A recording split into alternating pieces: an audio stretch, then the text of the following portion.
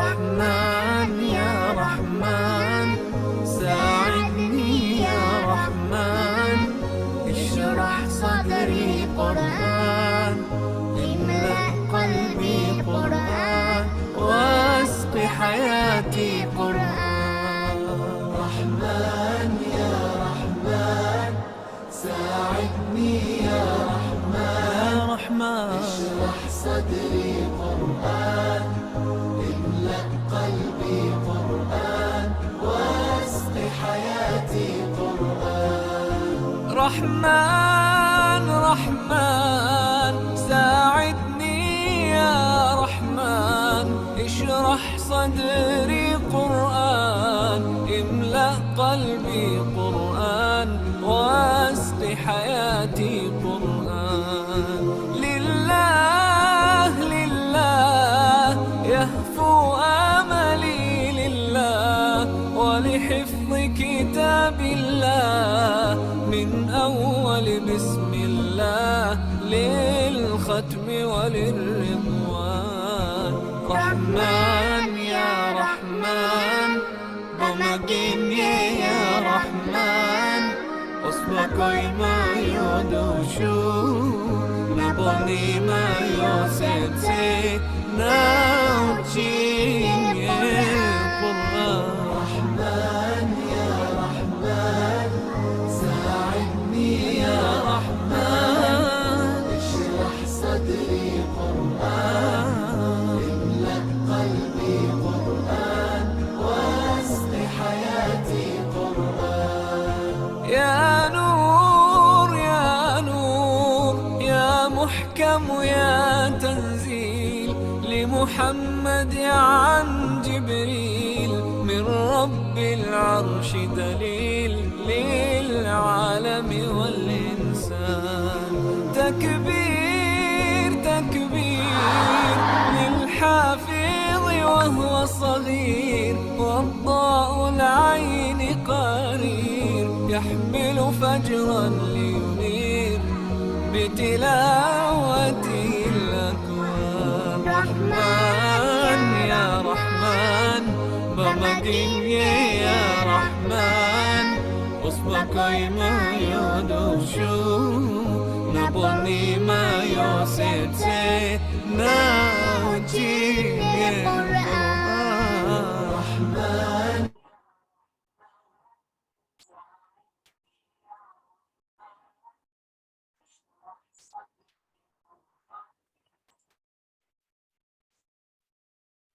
أعوذ بالله من الشيطان الرجيم بسم الله الرحمن الرحيم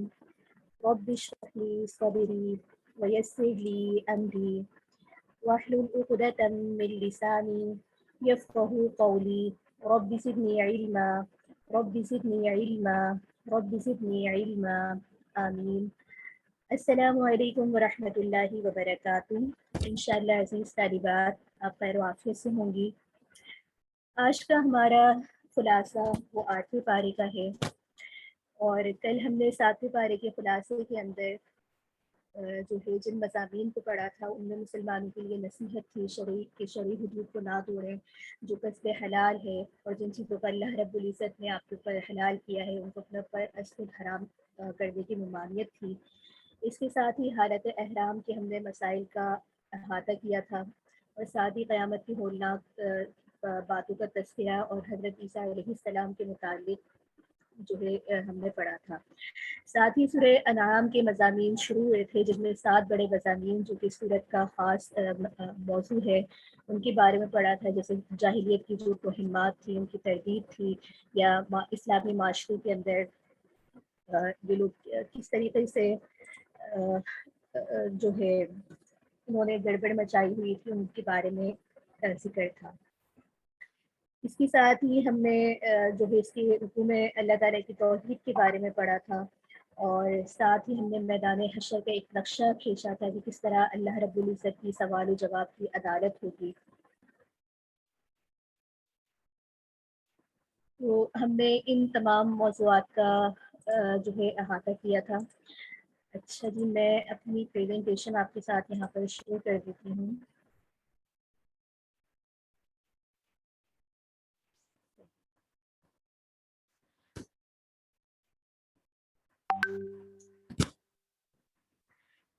آج کا کل کی جو آخری رکوع کے اندر ہم نے اس بات کو بھی پڑھا تھا کہ اللہ رب العزت نے پہلے شرک کی جس طریقے سے برائی اور مذمت بیان کی، اور اس کے ساتھ ہی حضرت ابراہیم علیہ السلام کی رسالت کا تذکرہ تھا،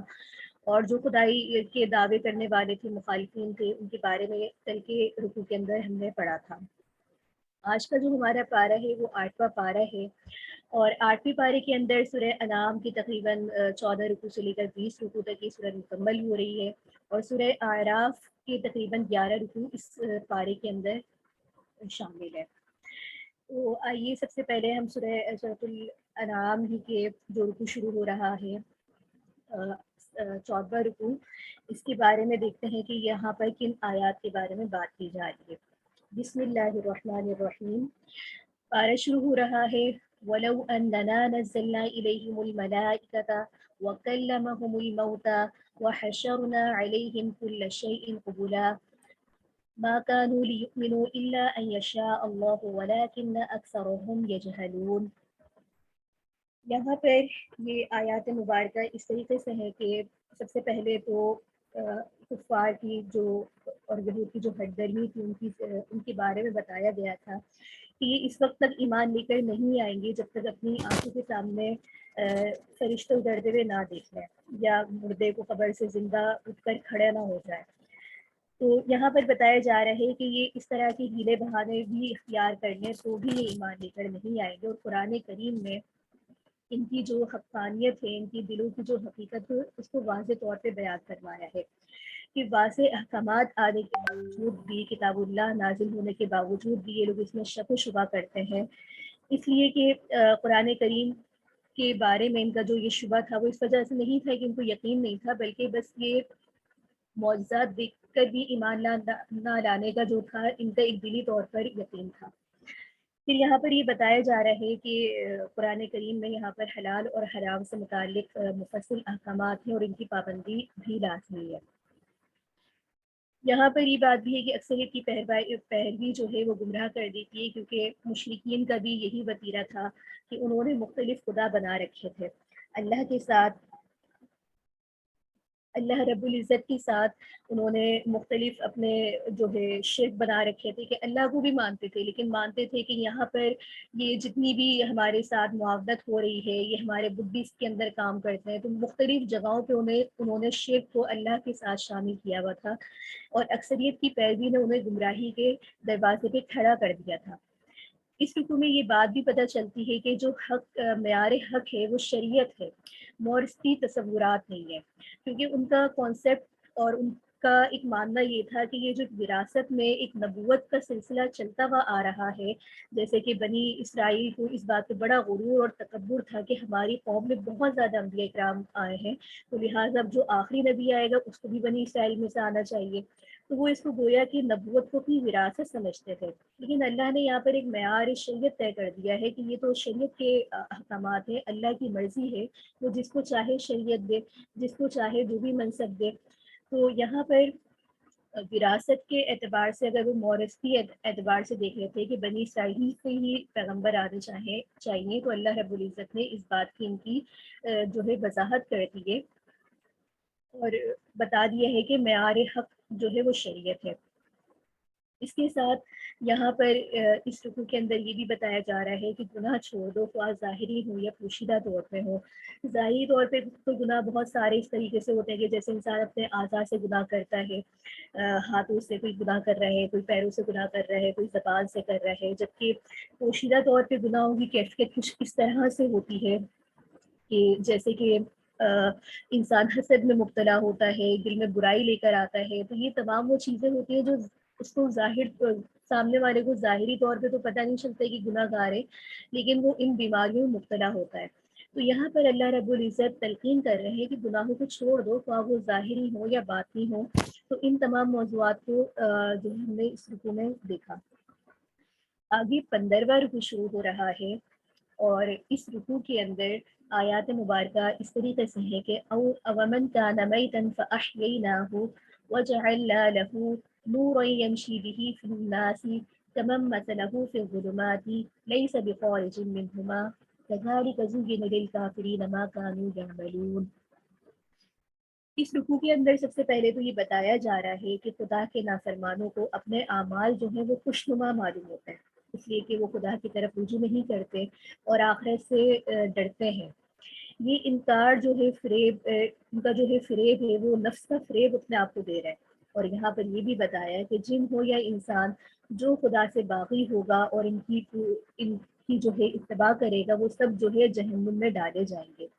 اللہ تعالیٰ جن کو ہدایت فرمانا چاہتے ہیں ان کے لیے اسلام کا راستہ کھول دیتے ہیں۔ یہاں یہ بات بھی ہے کہ اللہ رب العزت نے یہاں یہ جو بات فرمائی کہ جس کو ہدایت دینا چاہتے ہیں، تو یہاں پر یہ اعتراض بھی ہوتا تھا کہ اگر اللہ چاہتا تو سب کو ہمیں ہدایت اللہ کی طرف سے ہی نہیں ملی، بات کفار یہ بھی کریں گے۔ اعتراضات ان کے بہت سارے تھے، تو اس میں یہ بھی کرتے تھے کہ اگر اللہ چاہتا تو ہم کفر ہی نہیں کرتے، شرک ہی نہیں کرتے۔ تو یہ بات ہم نے پہلے رکوع میں بھی پڑھی کہ یہاں پر مقصد ہی تھا، اصل امتحان تھا۔ امتحان کیا تھا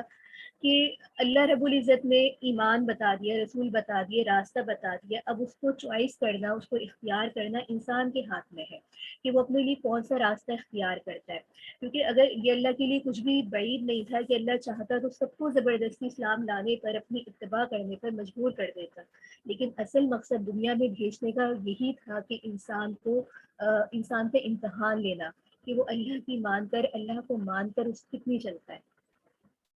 پھر یہاں پر یہ بات بھی بتائی گئی ہے کہ انسانوں کی جو اکثریت ہے وہ ناکام ہے، اور ان ناکام وجہ یہی بتائی ہے کہ وہ اللہ رب العزت کی آیات کو دیکھتے ہوئے بھی تدبر نہیں کرتے اور ان کو مانتے نہیں ہیں۔ تو ان آیات مبارکہ میں یہ بتایا جا رہا ہے۔ 16واں رکوع شروع ہو رہا ہے اس سورت کا، اس پارے کا، اور آیت مبارکہ آپ کے سامنے اس طریقے سے ہے کہ یہاں پر انسان اور جن دونوں کو مخاطب کر کے بتایا جا رہا ہے۔ بتایا جا رہا ہے کہ جن اور انسان کی ہدایت کے لیے ہادی و رسول آئے، کیونکہ یہ اللہ کی سنت ہے، اللہ کا طریقہ ہے کہ بغیر اتمام حجت کیے ہوئے کوئی بستی تباہ نہیں کی جا سکتی، تاکہ کوئی بھی شخص یہ نہ کہہ سکے کہ ہمارے پاس تو حق آیا ہی نہیں، ہمارے تک تو کوئی پیغام پہنچا ہی نہیں، اس لیے تو ہم ایمان لے کر نہیں آئے۔ تو اللہ رب العزت نے اپنا ایک طریقہ، ایک سنت یہی بنائی ہے کہ پہلے ان کی ہدایات کے لیے رسول آتے ہیں، اللہ کے پیغام پہنچانے والے۔ اور ساتھ میں یہاں یہ بھی بتایا جا رہا ہے کہ خدا کی جو قدرت کا تذکرہ ہے، تاکہ معلوم ہو کہ آج بھی اللہ رب العزت اس پر اسی طرح قادر ہے، کل جس طرح تھا بستیوں کو تباہ و برباد کر دے، اور ساتھ ہی یہاں پر بھی شرک اور مشرکین کی پرزور مذمت کی گئی ہے اور ان کی حرکات کا بیان ہے۔ اور یہاں پر یہ بتایا جا رہا ہے کہ جو ظالم لوگ ہوں گے وہ کامیاب نہیں ہوں گے۔ ظلم کرنے کے متعلق یہ بات بھی ہے کہ وہ ظلم جو ہے قیامت کے روز اندھیروں کی صورت کے اندر ہوگا، اور ظالم کے بارے میں قرآن کریم میں، حدیث میں بہت زیادہ احادیث ہیں، اس کی بہت زیادہ مذمت ہے۔ کیونکہ ظلم کرنے والا شخص جو ہوتا ہے وہ دوسرے کے حقوق کو سلب کرتا ہے، اور اپنا آپ کو طاقت کی بلبوتے کے اوپر اپنا آپ کو سمجھتا ہے کہ میں ہر چیز کرنے کے اوپر قادر ہوں۔ اور یہاں پر جو مشرک پنڈتوں کے من گھڑت فیصلے تھے ان کے بارے کے اندر بھی بتایا جا رہا ہے کہ انہوں نے بہت ساری چیزیں جو ہے از خود اپنے اوپر حرام کر لی تھی، جیسے کہ انہوں نے جانوروں کو اللہ کے نام پہ ہیلے بہانوں سے چھوڑ رکھا تھا، بتوں کے نام پہ اللہ کے نام کے ساتھ اس طرح جوڑ رکھا تھا کہ یہ نہ اس پہ سواری کریں گے، نہ اس سے کوئی فائدہ اٹھائیں گے، اور اس پہ حج کے لیے اس پہ پیدل سوار بھی ہوں گے۔ تو یہ ان کے اپنے خود کے بنائے ہوئے جو تھے نا، ایک ان کے اپنے کانسیپٹ تھے۔ قرآن کریم نے کہیں بھی یہ نہیں کہا کہ یہ جانور جو ہے آپ اپنے اوپر جو ہے حرام کر لو۔ اسی طریقے سے بعض جانوروں کو تو وہ بتوں کے نام پہ اس طرح سے وقف کر دیتے تھے کہ یا تو اس کا کان کاٹ دیتے تھے، یا پھر اس طریقے سے کرتے تھے کہ اس کا دودھ، کہتے تھے کہ یہ جانور اللہ کا ہے لیکن اس کا جو دودھ ہے وہ بتوں کو جائے گا۔ اسی طرح سے وہ یہ بھی کرتے تھے کہ ان کے بچے ہوتے تو ان میں سے جیسے اگر یہ 10واں بچہ ہوگا تو میں اس کو بتوں کے نام پہ وقف کر دوں گا یا اس کو ذبح کر دوں گا. تو بہت سارے انہوں نے مشرکوں نے جو ہے اللہ کے ساتھ جو ہے شرک کی مختلف صورتیں بنائی ہوئی تھیں. یہاں انہی باتوں کا تذکرہ ہے. آگے یہاں پر جو ہے اس رکوع کے اندر یہ بھی بتایا جا رہا ہے کہ گمراہی کا جو ہے بدترین انجام جو ہے وہ کیا ہے کہ وہ ہمیشہ خسارے کے اندر رہیں گے. اسی بات کا جو ہے اشارہ آیت مبارکہ کے اندر ہے کہ قد خسر الذین قتلوا اولادهم سفہا بغیر علم وحرموا ما رزقهم اللہ افتراء علی اللہ قد ضلوا وما كانوا مهتدین. اور یہ لوگ کبھی بھی ہدایت یافتہ نہیں ہو سکتے. آگے اس پارے کا اس صورت کا 17واں رکوع شروع ہو رہا ہے اور آیت مبارکہ اس طریقے سے ہے. سب سے پہلے تو اس رکوع میں حکم ہے کہ باغ یا کھیتی کی زکوٰۃ اس وقت ادا کی جائے گی جب پھل توڑے جائیں گے یا کھیتی کاٹی جائے گی. پھر خدا نے اپنے بہت سارے انعامات کا تذکرہ کیا ہے کہ جو اس نے اپنے بندوں کے اوپر رکھے ہیں. مثلاً سواری اور گوشت کھانے کے لیے جو اس نے اللہ رب العزت نے جانور پیدا کیے ہیں اور پھر ان میں سے چند حلال جانوروں کا تذکرہ ہے اور بتایا کہ بتوں کے نام پر چڑھاوے کا جو دستور ہے وہ مشرکانہ ہے. جاہلیت کے دور میں یہ مشرکانہ رسم ہوتی تھی اور کہا جاتا تھا کہ یہ خدا کا حکم ہے، اس لیے اس حکم میں خدا پر بہتان قرار دیا گیا ہے اور کہا گیا ہے کہ یہ تو بہت بڑا بہتان ہے.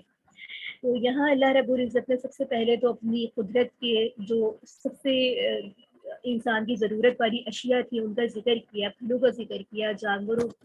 کا ذکر کیا، ان سے جو فوائد انسان اٹھاتا ہے ان کا تذکرہ کیا، جیسے کہ جانوروں کے دودھ سے یا اس کے گوشت سے انسان غذا حاصل کرتا ہے. اور پھر یہاں یہ بھی بتایا جا رہا ہے کہ بلا دلیل تم جو ہے کسی بھی شے کو اپنے اوپر حرام جو ہے ٹھہرا لیتے ہو، ایسا نہ کیا کرو. اور ساتھ ہی جو ہے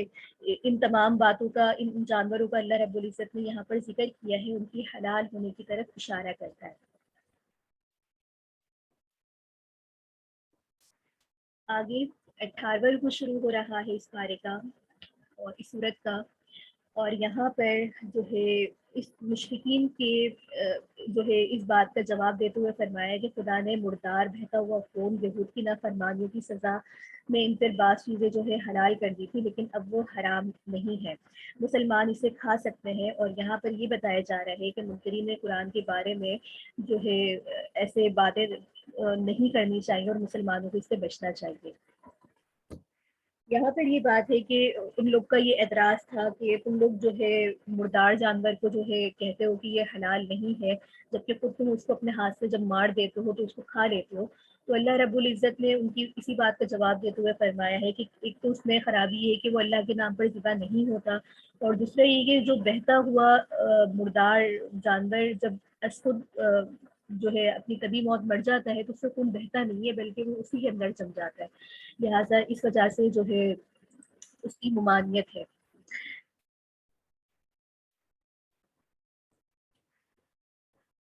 اس کے ساتھ ہی یہودیوں کی سرکشی کا ذکر کرتے ہوئے اللہ رب العزت نے یہاں پر جو ہے فرمایا کہ یہ لوگ اپنی ان کی سزا بتائیے کہ یہ جتنے بھی یہودی ہیں یا مشرک ہیں، تو اللہ رب العزت نے ان کے لیے سزا یہی فرمائی ہے کہ جب یہ ایمان لے کر نہیں آئیں گے، اللہ رب العزت کی آیات میں تجاوز کریں گے تو ان کی سزا بھی بہت سخت ہے. اور وہ یہی ہے کہ قیامت کے دن اللہ رب العزت ان سے سخت ترین جو ہے حساب لے کر جہنم میں داخل ہوں گے. اور یہاں پر مشرکین کی یہی ایک خوشنما جو ان کا فریب تھا، ان کی دلیل تھی، وہ یہی تھی کہ ہم اللہ کا اس طرح سے تقرب حاصل کر رہے ہیں. تو اللہ رب العزت نے ان آیات کے ذریعے یہی فرمایا کہ یہ جو باتیں کر رہے ہیں یہ صرف اپنے آپ کو فریب دے رہے ہیں، اس کا جو ہے اللہ رب العزت کی ذات سے قطعی طور پہ کوئی تعلق نہیں ہے. آگے 19واں رکوع شروع ہو رہا ہے اس صورت کا اور یہاں پر بتایا جا رہا ہے تورات کے احکامات عشرہ کی قرآنی تعبیر. اس رکوع میں ان 10 باتوں کو بتایا گیا ہے کہ ان کا ارتکاب کرنا سخت گناہ ہے اور قیامت میں اللہ رب العزت کا جو ہے عذاب کا موجب بنے گا. وہ گناہ کیا ہیں جن کی تورات کے اندر بھی ذکر ملتا ہے اور قرآن میں بھی ان باتوں کا ذکر ملتا ہے. سب سے پہلے تو شرک کرنا، والدین سے حسن سلوک نہ کرنا، مفلسی کی خوف سے اولاد کو قتل کر دینا، زنا کرنا، ناحق قتل کرنا، یتیم کا مال بلا وجہ کھانا، ناپ تول میں کمی بیشی کرنا، عدل و انصاف سے کام نہ لینا، عہد شکنی کرنا، اسلام پر نہ چلنا، ایک ملت رہ کر بھی دین میں تفرقہ بازی کر کے اس پہ چلنا، یہ تمام وہ محاسن تھے جو تورات کے اندر بھی ذکر تھے، اور قرآن کریم بھی انہی جو ہے باتوں کی جو ہے تعبیر کر رہا ہے، تشریح کر رہا ہے۔ تو پھر کیا بات ہو گئی کہ تم تورات میں تو ان باتوں کو مانتے ہو لیکن قرآن کریم کو نہیں مانتے، اس کی تکذیب کرتے ہو، اور تمہیں کس بات پہ یہ مغالطہ ہو جاتا ہے کہ یہ جو باتیں ہیں یہ قرآن کریم میں نعوذ باللہ آپ صلی اللہ علیہ وآلہ وسلم نے اصل گھڑ لی ہے۔ تو یہاں پر وہ محاسن بتا کر یہود کو توجہ دلوائی جا رہی ہے کہ یہ کوئی نئی بات نہیں ہے جس پر ایمان لانا تمہارے لیے اس قدر مشکل ہو گیا، اور تم نے اپنا سینہ جو ہے اسلام لانے کے لیے، ایمان لانے کے لیے تنگ کر لیا ہے۔ آگے اس صورت کا 20واں رکوع شروع ہو رہا ہے جو کہ آخری رکوع ہے اس صورت کا، اور یہاں پہ کہا جا رہا ہے وَهَذَا كِتَابٌ أَنزَلْنَاهُ مُبَارَكٌ فَاتَّبِعُوهُ وَاتَّقُوا لَعَلَّكُمْ تُرْحَمُونَ، اور یہ کتاب جو ہے مبارک ہے، اس کو نازل کی گئی ہے تاکہ تم اس کی اتباع کرو اور تقوی حاصل کرو، تاکہ تمہارے اوپر جو ہے رحم کیا جائے۔ اس رکوع میں یہ بتایا گیا ہے کہ قرآن کریم کے نزول کے بعد حجت تمام ہو گئی ہے، اب کوئی یہ نہیں کہہ سکتا کہ ہماری طرف کتاب نہ بھیجی گئی ہے، نہ کوئی رسول آیا ہے۔ اب تو جب رسول اللہ صلی اللہ علیہ وآلہ وسلم آ گئے ہیں اور کتاب یعنی کہ قرآن نازل ہو گئی ہے، تو لوگوں کو ہدایت اختیار کر لینی چاہیے، ورنہ روز قیامت سخت عذاب ہوگا۔ اور یہ بتایا گیا ہے کہ عذاب آتا دیکھ کر ایمان مقبول نہیں ہوتا، اور پھر آخر میں اسی سبق کی یاد دہانی کروائی گئی ہے جو حضرت ابراہیم علیہ السلام نے اپنی قوم سے کہا تھا، قل ان صلاتي ونسكي ومحياي ومماتي لله رب العالمین، کہ کہہ دو کہ میری نماز، میری قربانی، میرا جینا اور میرا مرنا سب اللہ رب العالمین ہی کے لیے ہے۔ یہاں پر سب سے پہلے تو قرآن کریم کے نزول کا مقصد بتا دیا، اور مشرکین کے اوپر جو مشرکین مکہ کے اوپر اتمام حجت کا تذکرہ ہے، اور یہاں پر اس بات کا بھی ذکر ہے کہ اللہ رب العزت کی نشانی دیکھنے کے بعد ایمان لانا اور عمل کرنا مفید نہیں ہے۔ اس سے مراد وہ نشانی دیکھنا ہے جو قیامت کی بالکل آخری نشانی ہوتی ہے، اور جس وقت انسان کا کوئی بھی عمل جو ہے وہ مقبول نہیں ہوتا، یعنی کہ بالکل حالت نزاع کے وقت یا بالکل آخری وقت چلے اور اس وقت انسان تمام ہولناک یا تمام منظر اپنی آنکھوں سے دیکھ لے پھر ایمان لائے، تو اس وقت اس کا ایمان لانا مقبول نہیں ہوگا، کیونکہ اصل مقصد تھا دنیا میں جس وقت اسے بھیجا گیا تھا، جب اس نے عمل کرنا تھا، ایمان لے کر آنا تھا، اس وقت وہ مسلسل تکذیب کرتا رہا۔ اب جب قیامت کی آخری نشانی دیکھ لیے تو اب ایمان لانے کا فائدہ تو کچھ بھی نہیں ہے، تو یہاں پر اسی بات کا ذکر ہے۔ اور یہاں ان رکوع میں یہ بات بھی فرما دی کہ فرقہ پرستوں سے آپ صلی اللہ علیہ وآلہ وسلم کا کوئی تعلق نہیں ہے۔ آپ صلی اللہ علیہ وآلہ وسلم کا جو پیغام ہے، جو قرآن کا پیغام ہے، وہ وہی پیغام ہے جو اللہ رب العزت کی طرف سے اس سے پہلے بھی انبیاء لے کر آتے رہے، دعوت وہی تھی، شریعتیں بدلتی رہی، تھوڑا احکامات میں تبدیلی آتی رہی، لیکن عقائد کے اعتبار سے تمام پیغمبروں کا، تمام رسولوں کا وہی پیغام تھا جو آپ صلی اللہ علیہ وآلہ وسلم کا تھا، کہ اللہ رب العزت جو ہے وحدہ لا شریک ہے۔ اسی کے ساتھ ہی یہ صورت اپنے مضامین کے طور پہ مکمل ہوتی ہے، اور یہاں پر یہ تمام باتیں کرنے کے بعد یہی بتایا جا رہا ہے کہ رب حقیقی صرف اللہ ہی ہے۔ اللہ رب العزت نے اپنی نعمتوں کا ذکر کیا، اپنی قدرتوں کا ذکر کیا۔ آگے سورۃ الاعراف شروع ہو رہی ہے۔ سورۃ الاعراف کی اگر ہم وجہ تسمیہ دیکھیں اس کے نام کی وجہ، تو اس کی 5ویں رکوع کے ایک مقام پر اعراف والوں کا ذکر ہے۔ اعراف اس مناسبت سے کہ اعراف جنت اور جہنم کے درمیان ایک مقام کا نام ہے، اور اس کے اندر بتایا جاتا ہے کہ وہ لوگ جائیں گے جو کہ نہ جہنم میں جا رہے ہوں گے نہ اس وقت جنت میں جا رہے ہوں گے، بلکہ ان کا اعمال کا جو ہے نتیجہ بھی آنا باقی رہ جائے گا، تو یہ بیچ کی ایک جگہ ہوگی، تو اس وجہ سے اس کو اعراف کہا گیا ہے، اور وہ پھر ان کے بارے میں یہی ہے کہ اپنے حساب کتاب کے بعد وہ لوگ بھی جنت میں داخل ہو جائیں گے۔ زمانۂ نزول کے اعتبار سے دیکھیں تو اس صورت کا زمانۂ نزول تقریباً وہی ہے جو صورت الانعام کا تھا، اور مضامین کے اعتبار سے اگر ہم اس صورت کا دیکھیں تو مرکزی مضمون جو ہے دعوت رسالت ہے۔ ساری گفتگو کا مدعا یہی ہے کہ لوگوں کو اتباع رسول پر آمادہ کیا جائے، لیکن اس دعوت میں انذار ڈرانا زیادہ ہے۔ یہاں پر خطاب کا جو رخ ہے وہ یہود کی طرف ہے، اس لیے ساتھ ہی دعوت رسالت کے اس پہلو کو بھی واضح کر دیا گیا ہے کہ رسول پر ایمان لانے کے بعد ان کے ساتھ منافقانہ جو روش کا اختیار کرنا اور سمع و طاعت کا عہد کرنے کے بعد اسے توڑ دینے کا کیا انجام ہے۔ اور اس صورت کے آخر میں آپ صلی اللہ علیہ وآلہ وسلم اور آپ کے صحابہ کو حکمت و تبلیغ کے چند اہم ہدایات دی گئی ہیں۔ تو آئیے اس صورت کے پہلے رکوع کے اوپر چلتے ہیں۔ پہلا رکوع شروع ہو رہا ہے، الف لام میم صاد کتاب انزل الیک فلا یکن فی صدرک حرج منہ لتنذر بہ وذکری للمؤمنین۔ یہ صورت بھی جو ہے حروف مقطعات سے ہی شروع ہو رہی ہے، اور حروف مقطعات کے بارے میں ہم نے پہلے پڑھا ہے۔ یہاں پر جو ہے بتایا جا رہا ہے اس حکم میں سب سے پہلے تو قرآن کریم کے نزول کا جو اعراض ہے، جو مقصد ہے، وہ بتایا جا رہا ہے، اور اس کے ساتھ ہی جو منکرین ہیں ان کو اعتقادی اور عملی گمراہیوں کے خلاف ان کے انجام سے ڈرایا جا رہا ہے، اور مومنین کو یاد دہانی کروائی جا رہی ہے کہ تم ان کی بدعمالیوں سے جو ہے عبرت حاصل کرو۔ اور یہاں پر یہ بھی بتایا جا رہا ہے کہ انسان کو اپنے وجود کی غرض و غایت کو سمجھنے اور اس کے مطابق زندگی بسر کرنے کے لیے جس ہدایت نامے کی سب سے زیادہ ضرورت ہے وہ ہے قرآن۔ اب وہ آ گیا ہے تو لہٰذا اس کی تعلیمات کے اوپر عمل کرو، اور اس کے ساتھ ہی پھر نافرمانوں کو عذاب الہی سے ڈرایا گیا ہے، اور اس کے لیے جو ہے تاریخی شہادت کے طور پر اجمالی حیثیت سے بہت ایسی ہستیوں کا ذکر ہے جنہوں نے جو ہے سرکشی کی تھی، اور ان پر پھر اچانک رات کا عذاب آ گیا، اور قیامت کی ہولناکیوں سے ڈرایا جا رہا ہے۔ اور یہاں پر یہی تمام اقوام کا ذکر کرنے کے بعد مقصد یہی ہے کہ ان قوموں کے انجام سے جو ہے وہ عبرت حاصل کرو۔ روز قیامت جو ہے ان کے اوپر بہت سخت قسم کی اللہ رب العزت جو ہے باس پرس کریں گے۔ اور یہاں پر آخر میں یہ بھی فرما دیا کہ یہ تمام چیزیں دیکھنے کے بعد بہت کم لوگ ہیں جو اللہ کا شکر ادا کرتے ہیں، قلیلا ما تشکرون۔ اللہ تعالیٰ نے نعمتیں تو بہت زیادہ دی ہیں، لیکن جو ان کا شکر کرنے کا حق ہے وہ بہت کم لوگ ادا کرتے ہیں۔ تو لہٰذا یہاں پر اسی بات کی طرف اشارہ ہے کہ اللہ رب العزت کی نعمتیں دیکھنے کے بعد، یہ تمام اقوام کا حال دیکھنے کے بعد، حق تو یہ ہے کہ اللہ رب العزت کا ہر حال میں زیادہ سے زیادہ شکر ادا کیا جائے۔ اس کے ساتھ ہی جو ہے اس سورت الاعراف کا دوسرا رکوع شروع ہوتا ہے۔ دوسرا رکوع شروع ہو رہا ہے، اور آیت مبارکہ اس طریقے سے ہے کہ وَلَقَدْ خَلَقْنَاكُمْ ثُمَّ اسْتَغْفَرْنَاكُمْ ثُمَّ قُلْنَا لِلْمَلَائِكَةِ اسْجُدُوا لِآدَمَ فَسَجَدُوا إِلَّا إِبْلِيسَ لَمْ يَكُنْ مِنَ السَّاجِدِينَ۔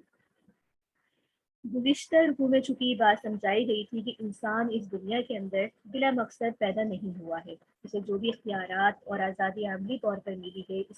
اس لیے نہیں ہے کہ وہ خواہشات اپنے نفس کے مطابق اپنی زندگی بسر کرے، بلکہ اس کے لیے ہے کہ اللہ کی زمین پر اللہ کی مرضی کے ساتھ اپنی زندگی کو بسر کرے۔ اور اس رکوع میں تفصیل کے ساتھ حضرت آدم علیہ السلام کی پیدائش کا ذکر ہے، فرشتوں کے سجدے اور ابلیس کے انکار کا تذکرہ ہے، اور یہ ہے کہ ابلیس کے بہکانے میں آ کر حضرت آدم علیہ السلام سے ایک لغزش ہو گئی تھی۔ وہ یہ تھی کہ درخت کے قریب جانے سے انہیں روکا گیا تھا لیکن پھر بھی انہوں نے اس کا پھل کھا لیا تھا۔ نتیجہ کیا ہوا تھا کہ جنت سے اتار کر زمین پر بھیج دیے گئے، کیونکہ حضرت آدم علیہ السلام کی تخلیق اسی لیے ہوئی تھی۔ اس رکوع میں یہ بھی بتایا گیا ہے کہ ابلیس اپنی سرتابی اور تکبر کی بنا پر جو ہے بارگاہ الہی سے باہر ہوا، اور حضرت آدم علیہ السلام نے تکبر نہ کیا، توبہ کی، تو مقبول بارگاہ الہی میں جو ہے قبول ہو گئی، اللہ نے ان کی جو ہے توبہ کو قبول کر لیا۔ اور اس بات سے یہی بات ہے کہ اپنی خطا کا جو اعتراف کر لیتا ہے وہ آدمیت ہوتا ہے، یعنی کہ یہ تو آدمی اور آدم کی صفت ہے، جبکہ اپنی غلطی پر اڑے رہنا اور اس پہ تکبر کرنا یہ شیطان یا ابلیس کی صفات میں سے ہے۔ لہٰذا انسان کی صحیح روش یہی ہونی چاہیے کہ تکبر اور خدا سے سرکشی نہ کرے، غلطی سے اگر اس سے کوئی لغزش ہو بھی جائے تو فوراً توبہ استغفار کر لے۔ یہاں پر ان تمام باتوں کا ذکر ہے۔ اس واقعے سے جو سبق ہمیں ملتا ہے وہ یہی ہے کہ کوئی بھی خطا ہو جائے، کوئی بھی گناہ ہو جائے، اللہ رب العزت کے آگے فوراً سجدہ زیر ہو جائے، اپنی خطاؤں پہ توبہ کر لے، معافی مانگے۔ اللہ رب العزت بہت رحمان ہے، بہت رحیم ہے، توبہ کو قبول کرنے والے ہیں، اور بندے کی توبہ کے انتظار میں رہتے ہیں۔ آگے سورۃ الاعراف کا تیسرا رکوع شروع ہو رہا ہے، اور یہاں بھی بنی آدم کا خطاب فرمایا جا رہا ہے کہ یا بنی آدم قد انزلنا علیکم لباسا یواری سوآتکم وریشا ولباس التقوی ذلک خیر ذلک من آیات اللہ لعلکم یذکرون۔ سب سے پہلے تو اس رکوع میں یہ بتایا جا رہا ہے کہ لباس سر چھپانے کے لیے ہوتا ہے۔ مقصد یہ ہے کہ ایسا لباس جس سے عریانی جھلکتی ہے استعمال نہیں کیا جائے۔ پھر اخلاقی لباس کا تذکرہ کرتے ہوئے فرمایا کہ بہترین لباس تقوی کا ہے، لباس ہے، وَلِبَاسُ التَّقْوَىٰ ذَٰلِکَ خَیْرٌ۔ جو تقوی اختیار نہیں کرے گا وہ شیطان کے ہیلوں سے محفوظ نہیں رہ سکتا۔ پھر اللہ کی عبادت و اطاعت کا حکم دیا گیا ہے، اور ساتھ ہی یہ بھی بتایا گیا ہے کہ بہت سے گمراہ لوگ جو ہے اپنے آپ کو اپنے آپ کو حق کی راہ پر سمجھتے ہیں، ان سے ہوشیار رہنا چاہیے۔ بعض لوگوں نے، بعض مشرکین نے ایسے لباس کو جو ہے اختیار کر رکھا تھا جو بے حیائی پھیلانے میں کا باعث بن رہا تھا، بہت باریک لباس ہوتا تھا، اور اس کو وہ جو ہے لباس اس طرح کا کہتے تھے کہ یہ دین کا ہی حصہ سمجھتے تھے، جیسے حج کے موقع پر کچھ اس طرح کے لباس انہوں نے مخصوص کر رکھے تھے۔ یہاں پر اللہ رب العزت نے لباس کا مقصد بتا دیا کہ لباس کا جو مقصد ہے وہ ہے چھپانا۔ اگر انسان ایسا لباس کہیں بھی اختیار کرتا ہے، خاص طور پہ خواتین، جو کہ بہت زیادہ باریک لباس ہوتا ہے، سطر چھپانے کے لیے ناکافی ہوتا ہے، تو ایسا لباس جو ہے وہ کسی مقصد کے لیے نہیں ہے، کیونکہ اس سے مقصد لباس جو ہے پورا ہی نہیں ہو رہا۔ اور اسی کے ساتھ ان تمام باتوں کے بعد یہ بتا دیا کہ جو بے حیائی پھیلانے والے ہوتے ہیں وہ شیطان کے ایجنٹ ہوتے ہیں، شیطان کے معاون ہوتے ہیں، ان کی راہ پر چلنے والے ہوتے ہیں۔ اور بار بار اللہ رب العزت ان آیات کے تحت فرما رہے ہیں، عدل کا حکم دے رہے ہیں، رہبانیت اور ترک دنیا کی نفی کی گئی ہے۔ یہاں پر یہ بات نہیں ہے کہ اللہ رب العزت نے صرف عبادت کا حکم دیا ہے کہ صرف نماز پڑھتے رہو، روزے رکھتے رہو، بلکہ دنیا کے اندر بھی اللہ رب العزت نے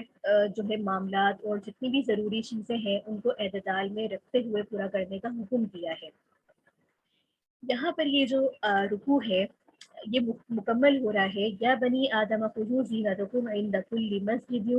وکلوا واشربوا ولا تسرفوا۔ یہ جو آیت کا کلمہ ہے نا، وکلوا واشربوا، کہ کھاؤ پیو لیکن اسراف نہ کرو، یہ اللہ رب العزت کے بڑے جامع کلمات میں سے حفظان صحت کے ہمارے لیے رہنما اصول بتائے جا رہے ہیں اگر ہم اس آیت پہ غور کریں۔ کیونکہ اسراف کا مطلب یہ ہوتا ہے کہ حد سے زیادہ جو ہے تجاوز کر دینا، یا بہت زیادہ اس کے اندر جو ہے رد و بدل کر دینا۔ یہاں پر اللہ نے ہر چیز کھانے کا حکم دیا ہے، جو حلال چیزیں ہیں، پینے کا حکم دیا ہے، لیکن یہ کہا ہے کہ اس کو ضائع نہ کرو۔ اور حفظان صحت کے اصول میں یہ بات آ جاتی ہے کہ بے جا کھانا، ہر وقت کھاتے رہنا، یا پھر ایسی چیزوں کا استعمال کرنا جو صحت کے لیے اچھی نہیں ہوتی ہیں۔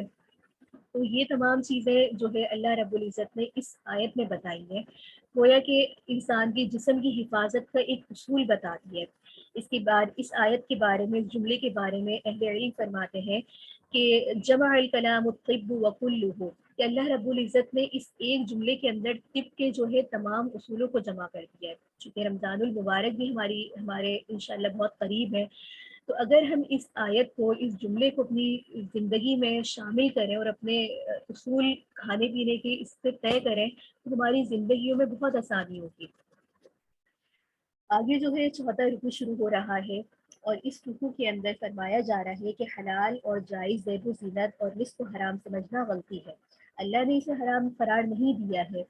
اس نے کفر، نفاق، ظلم، تکبر، شرک وغیرہ کو حرام قرار دیا ہے۔ پھر یہ بتایا کہ انبیاء اور رسول خدا کی آیات لے کر آتے ہیں، اس لیے اسے مان کر جو تقوی اور عمل صالح اختیار کرے گا وہ کامیاب رہے گا، اور جو اللہ تعالیٰ کی آیات کو جھٹلائے گا اور تکبر کرے گا اس کے لیے قیامت کے دن جو ہے دردناک عذاب ہوگا۔ جس طرح اونٹ سوئی کے ناک سے نہیں گزر سکتا، اسی طرح جو ہے یہ قوم، یہ ایسے لوگ بھی جو ہے جنت کو یا صراط مستقیم کو پار نہیں کر سکتے۔ یہاں پر کامیابی اور کامیابی کے راستے بتا دیے گئے ہیں کہ جو اللہ رب العزت کی مان پر چلے گا، اللہ رب العزت کی اطاعت کرے گا، وہ کامیاب ہے، اور جو اللہ کی نافرمانی کرے گا، اللہ کے راستوں سے انحراف کرے گا، شرک کرے گا، تکبر کرے گا، تو ایسے لوگ فوز و فلاح سے دور ہے۔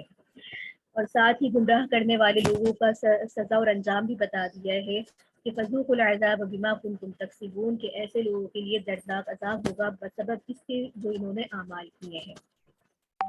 آگے 5واں رکوع شروع ہو رہا ہے، اور یہاں پر بھی ان آیات کے اندر جو ہے بتایا جا رہا ہے کہ اللہ کی آیات کو جھٹلانے والے جو ہے جنت میں داخل نہیں ہوں گے، اور پھر اہل جنت اور اہل نار یعنی کہ اہل جہنم کے مکالمے کا بیان ہے۔ جنت والے کہیں گے کیا تم نے دیکھ لیا ہے کہ پروردگار کا وعدہ کتنا سچا ہے؟ تو اہل دوزخ کہیں گے ہاں۔ اور اصحاب اعراف اور اصحاب جنت کے مکالمے کا بھی ذکر ہے۔ اصحاب اعراف امیدوار جنت کھڑے ہوں گے، تو اہل جنت پکار کر کہیں گے کہ سلامتی ہو تم پر، اور جب اعراف والے دوستوں کی طرف دیکھیں گے تو وہ کہیں گے کہ اے ہمارے رب، ہم کو ظالموں کو ساتھی نہ بنا۔ تو یہاں پر جو ہے بتایا جا رہا ہے کہ جنت جو ہے عمل کی وجہ سے عطا کی جاتی ہے، جس نے دنیا میں جیسا عمل کیا ہے، اپنی زندگی کو جس عمل کے لیے وقف کیا ہے، اس کو ویسے ہی اجر ملے گا۔ اور یہاں پر یہ تمام گفتگو بتائی جا رہی ہے اور ان کی حسرت کا سامان بتایا جا رہا ہے جنہوں نے دنیا میں اپنا وقت ضائع کیا اور اللہ رب العزت کی آیات کو جھٹلایا۔ آگے 6واں رکوع شروع ہو رہا ہے، اور یہاں بھی اصحاب اعراف کا ہی ذکر ہے کہ وَنَادَى أَصْحَابُ الْأَعْرَافِ رِجَالًا يَعْرِفُونَهُمْ بِسِيمَاهُمْ قَالُوا مَا أَغْنَىٰ عَنْكُمْ جَمْعُكُمْ وَمَا كُنْتُمْ تَسْتَكْبِرُونَ۔ اس رکوع کے اندر بھی اہل جنت اور اہل دوزخ اور اعراف والوں کے درمیان کچھ مکالموں کا ذکر ہے، اور بتایا یہ گیا ہے کہ کس طرح جنت میں آرام و آسائش کے ساتھ ہوں گے، اور دوستیوں کی کتنی سخت اور دردناک عذاب میں گرفتار ہوں گے۔ اور یہاں پر یہ بھی بتایا جا رہا ہے کہ ہمیشہ کے لیے ان کی یہی صورتحال ہوگی، یعنی کہ جو جنت میں ہوں گے وہ جنت میں ہی رہیں گے، جو جہنم میں ہوں گے وہ بھی ہمیشہ جہنم میں ہی رہیں گے، ان کے نکلنے کے وہاں سے کوئی بھی سبب، کوئی ذریعہ نہیں ہوگا۔ اور پھر یہ بھی بتایا گیا ہے کہ دنیا میں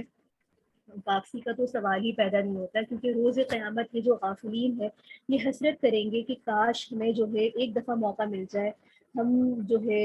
ایک دفعہ جو ہے دنیا میں جا کر اچھا اعمال کر لیں، لیکن اب دنیا میں جانے کا راستہ ممکن ہی نہیں ہے۔ تو لہٰذا آخرت کے لیے عمل صالح کے لیے ذخیرہ جمع کر لیے جائیں تاکہ روز قیامت حسرت سے بچا جائے۔ اور یہاں اس رکوع میں اسی بات کا تذکرہ ہے کہ قد خسروا انفسهم وضل عنهم ما كانوا يفترون۔ آگے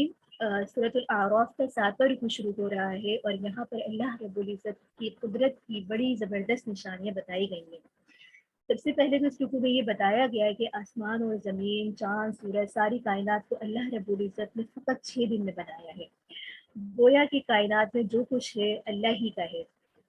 اللہ ہی رب حقیقی ہے۔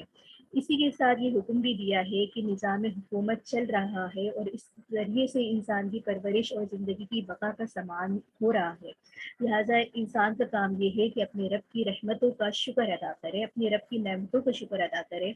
قرآن کے مطابق اپنی راہ بنائے، اپنے خود ساختہ قوانین اور اپنے ذہن کے تراشدہ اصولوں کے لیے اپنے لیے چراغ ہدایت کو نہ بجھائے۔ تو یہاں پر بارش میں ہدایت کا سامان ہے، اللہ رب العزت اپنی تخلیق کا ذکر کیا، زمین آسمان کا ذکر کیا، 6 دن میں بنانے کا ذکر کیا، رات اور دن کا ذکر کیا، سورج، چاند جو ہے، چاند، سورج، ان تمام چیزوں کے مسخر کرنے کی ذکر کیا، اور مقصد یہی ہے کہ اللہ رب العزت کی نعمتوں کے اوپر، ان بڑی قدرتوں کے اوپر غور کرے اور اپنے قوانین نہ چلائے بلکہ نظام کو دیکھے۔ بارش کا نظام ہے، اس کے لیے ہدایت ہے، ہر چیز کے نظام میں اللہ کی قدرت ہے، بس دیر کس بات کی ہے کہ تدبر کرنا، تفکر کرنا۔ اس کے ساتھ ہی 8واں رکوع شروع ہو رہا ہے، اور اس رکوع کے اندر آیات مبارکہ اس طریقے سے ہیں کہ لقد ارسلنا نوحا الى قومه فقال یا قوم اعبدوا اللہ ما لکم من الہ غیرہ انی اخاف علیکم عذاب یوم عظیم۔ یہاں پر قوم نوح علیہ السلام کا تذکرہ ہے، کیونکہ سورت کے اندر مختلف اقوام کا ذکر ابھی ہمارے سامنے آئے گا، تقریباً 6 اقوام اور ان کی ہولناکیوں کا اور ان کے انجام کا تذکرہ ہے، اور ان کا مقصد بھی یہی ہے کہ انسان مسلمان ان کے احوال سے عبرت حاصل کرے۔ اس رکوع میں حضرت نوح علیہ السلام کی دعوت، ان کی قوم کی سرکشی اور ان کا انکار، اور پھر طوفان کی جو شکل پیدا ہوئی تھی، اس عذاب کا تذکرہ ہے، اور بتایا کہ کس طرح اللہ نے اپنے رسولوں کے دشمنوں کو تباہ کر دیا، برباد کر دیا، اور کس طرح اپنے رسولوں کو اور ان کی سچائی کی پیروی کرنے والوں کو عذاب سے بچا لیا تھا۔ یہاں پر یہ جو واقعہ ہے حضرت نوح علیہ السلام کا، کہ انہوں نے مسلسل ان کی قوم جو ان کی سرکشی کرتی رہی تھی، پھر اللہ رب العزت کے حکم سے انہوں نے ایک کشتی بنائی، اور ان کے ساتھ جو تھے ان کی اتباع کرنے والے اس میں شامل ہو گئے، اور جو ان کی تکذیب کرنے والے تھے اللہ رب العزت نے وہ کشتی اسی دریا سے پار کر دی، جبکہ تکذیب کرنے والے وہ جو ہے اس میں غرق ہو گئے۔ تو یہ تمام جو ہے اس واقعے سے عبرت دلانا مقصود ہے کہ یہ وہی خدا کا عذاب ہے جس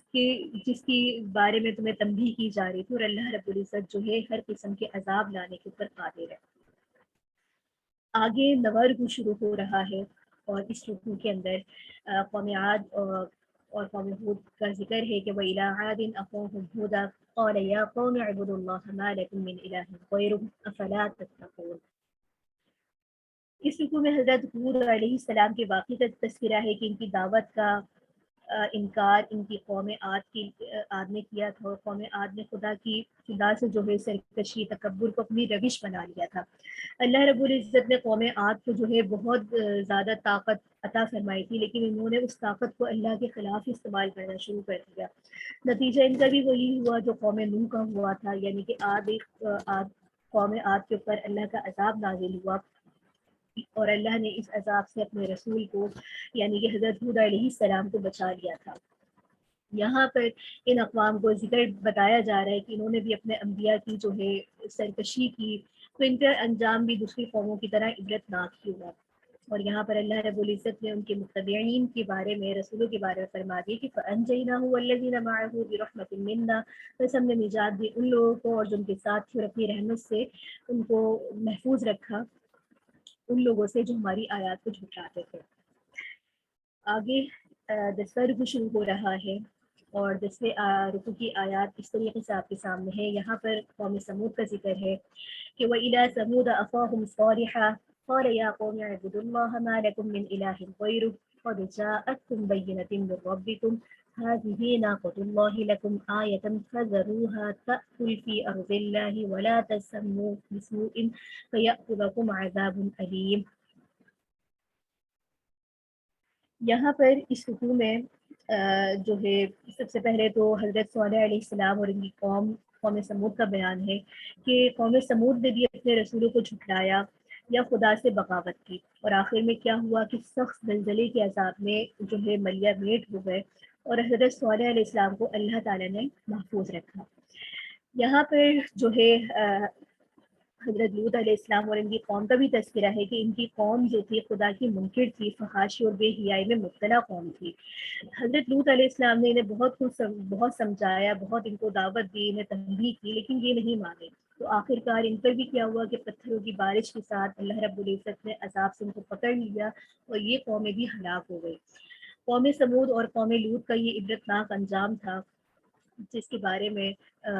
جو ہے بتایا جا رہا ہے، اور ان کی داستان اور ان کے گناہوں کا جرم اتنا زیادہ تھا کہ یہ بار بار ان اقوام کا ذکر کہیں پہ قرآن میں اجمالی طور پر آ رہا ہے، کہیں پہ تفصیلی طور پر آ رہا ہے،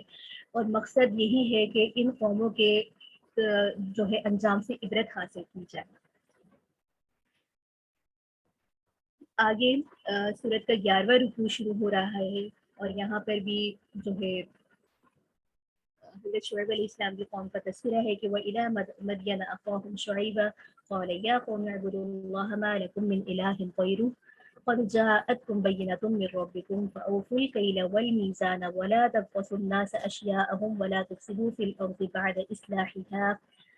ذَٰلِكُمْ خَيْرٌ لَّكُمْ إِن كُنتُم مُّؤْمِنِينَ۔ اس رکوع میں حضرت شعیب علیہ السلام اور اہل مدین کا تذکرہ ہے۔ مدین دنیا پرستی میں مبتلا تھے، ان کے لیے مال و دولت میں حرص بہت زیادہ تھی، ناپ تول کے اندر بے حد کمی کیا کرتے تھے۔ حضرت شعیب علیہ السلام نے انہیں اللہ کا پیغام پہنچایا اور طرح طرح سے نصیحت فرماتے رہے، لیکن اہل مدین جو تھے وہ انہوں نے بھی تکبر کیا، مال و دولت پر انہیں بہت زیادہ گھمنڈ تھا۔ تو اللہ نے ان کو پیغام دیا، ان کو تنبیہ کی، لیکن انہوں نے نہیں مانی۔ تو ان کا بھی نتیجہ یہی ہوا کہ راتوں رات زلزلے نے انہیں آگ کے دبوچ لیا، اور صبح کو کیا تھا، اوندھے منہ مرے پڑے تھے۔ ان کو فجر کے وقت زلزلے نے دبوچ لیا تھا، اور یہ بالکل جس حالت میں بیٹھے تھے بیٹھے کے بیٹھے رہ گئے، جو سوتے تھے وہ سوتے کے رہ گئے۔ تو یہاں پر یہ آیات ہمارے لیے بھی سبق ہے کہ ناپتول میں کمی کرنے والی قوموں کے اوپر اللہ رب العزت کا بڑا ہی سخت عذاب تھا، کیونکہ ان قوموں کے اوپر مسلسل اللہ رب العزت نے ایک دم، جتنے بھی ابھی تک ہم نے احوال پڑھے، چاہے وہ قوم نوح کے ہو گئے، قوم عاد و ثمود ہو گئی، قوم لوط ہو گئی، قوم شعیب ہو گئی، ان جتنے بھی اقوام کے احوال پڑھتے ہیں ان میں ایک بات یہ مشترک ہے کہ اللہ رب العزت نے سب سے پہلے تو انہیں دعوت دی، تنبیہ کی، اور ان کے اوپر طرح طرح کی اپنی نعمتوں کا جو ہے پہلے تذکرہ فرمایا اور ان کو یاد دہانی کروائی، ان کا مقصد بتایا۔ لیکن یہ قومیں جو ہے اللہ کی دی ہوئی طاقت ہی کا غلط استعمال کرنے لگ گئی، جیسے کہ جس قوم کو اللہ رب العزت نے یہ طاقت دی تھی کہ وہ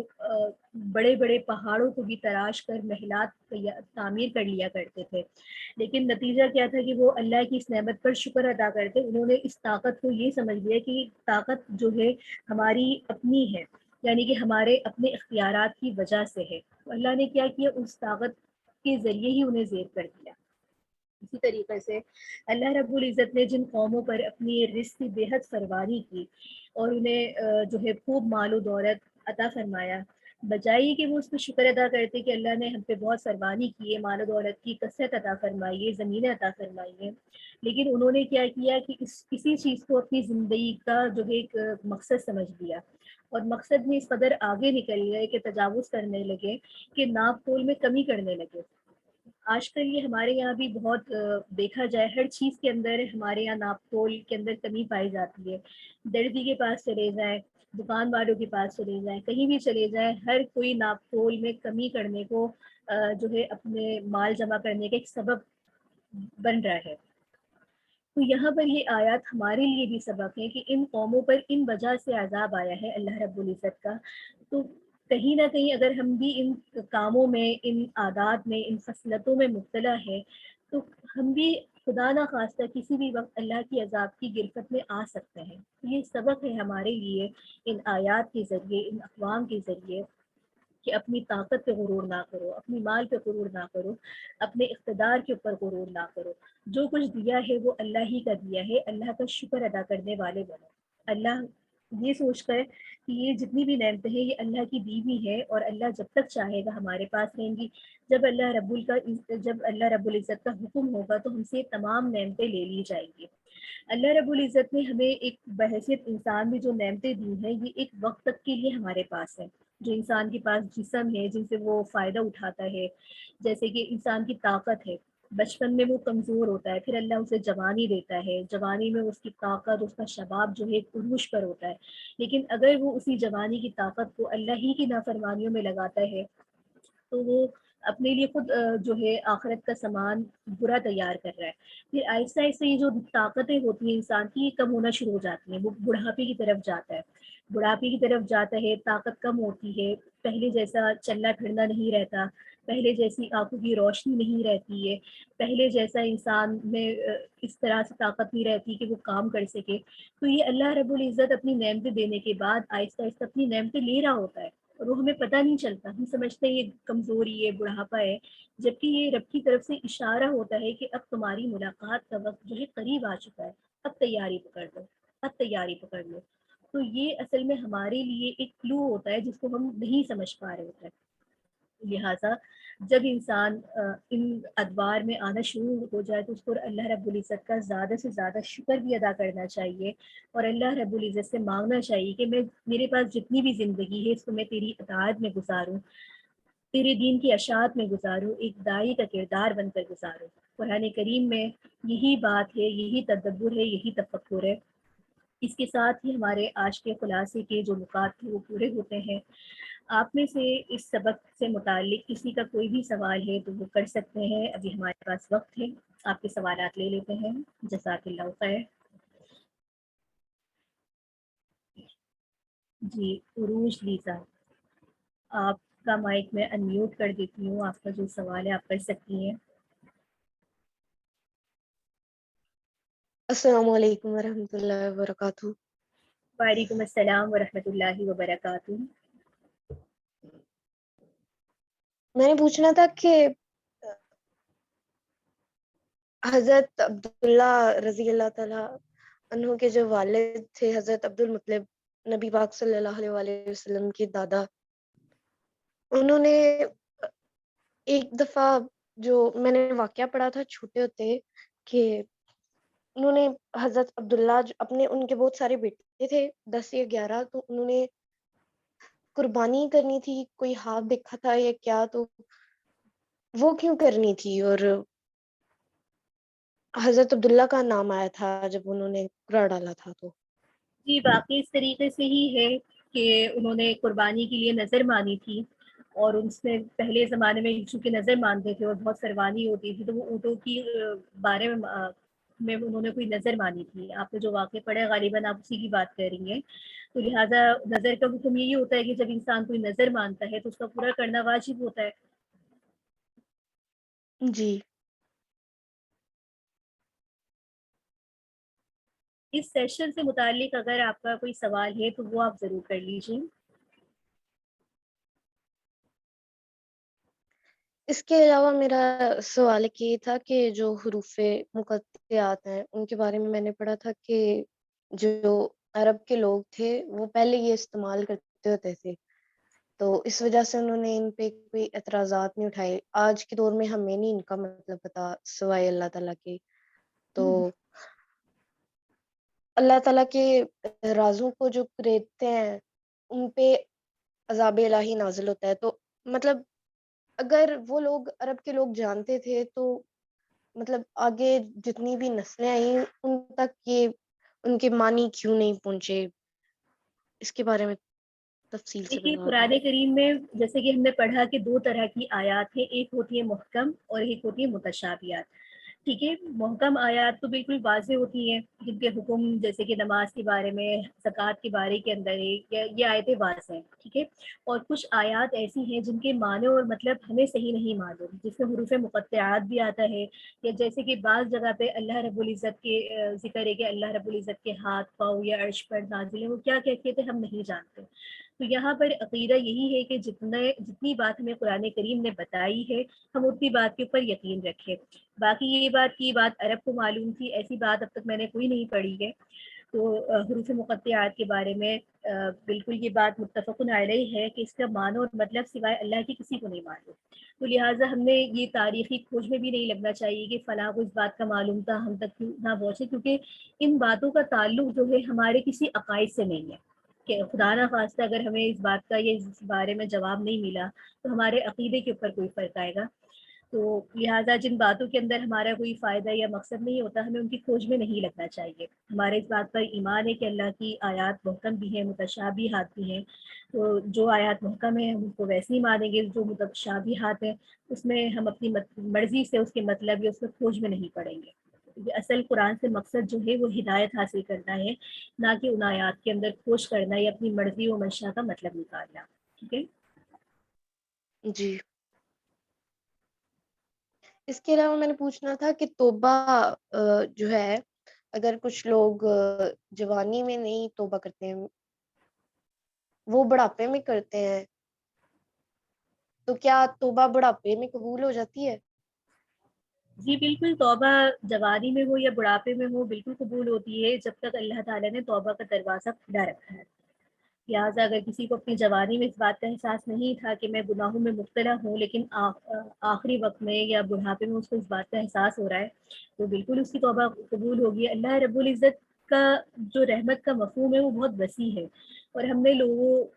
کو اللہ کی وسعت کی طرف ہی لے کر آنا ہے، ان میں خوشخبری لے کر آنی ہے، ان کے دلوں کو تنگ نہیں کرنا کہ اب تو تم بڑھاپے میں آ گئے، تمہاری توبہ قبول نہیں ہوگی۔ تو لہٰذا جو جس وقت بھی اللہ کے حضور جو ہے توبہ کرے، اپنے گناہوں کا اعتراف کر لے، اس کی بات انشاءاللہ اللہ رب العزت پوری قبول کریں گے۔ جی، اور اس کے علاوہ اگر جو لوگ سود خور ہوتے ہیں یا رشوت وغیرہ، انہیں جب اپنی مطلب بات کا احساس ہو تو ان کی بھی توبہ قبول ہو جاتی ہے؟ دیکھیے، رشوت یا سود خور جب اپنے گناہ سے سچی توبہ کر لے اور اپنے تمام معاملات کو ختم کر لے، اور ایسے سچی توبہ سے یہی ہے کہ اس گناہ کو فوراً چھوڑ دے اور آئندہ اس گناہ کو نہ کرنے کا جو ہے عہد بھی کرے، توبہ کر لے گا تو اللہ اس کی توبہ بھی قبول کر لے گا۔ تو جو مال انہوں نے اس طریقے سے جمع کیا ہوتا ہے، سچی توبہ کے بعد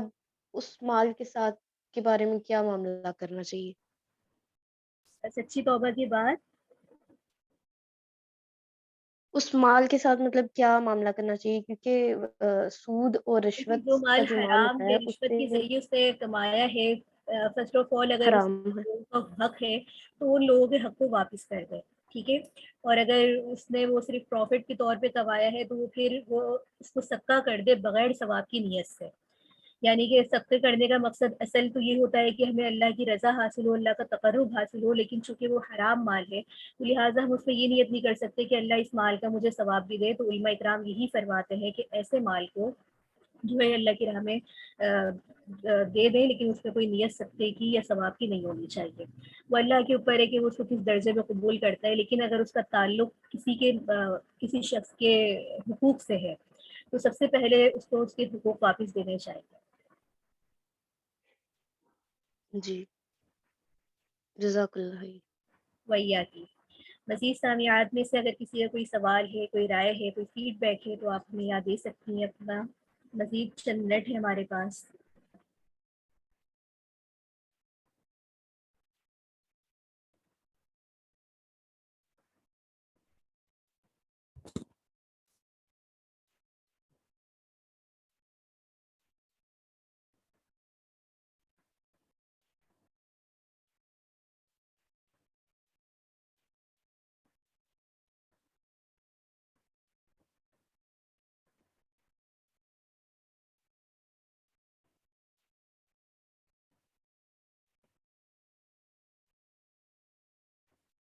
جی عزیزات، اگر آپ کا ابھی کے لیے کوئی سوال نہیں ہے تو انشاءاللہ گروپ آپ کے لیے اوپن کر دیا جائے گا 1 گھنٹے کے لیے۔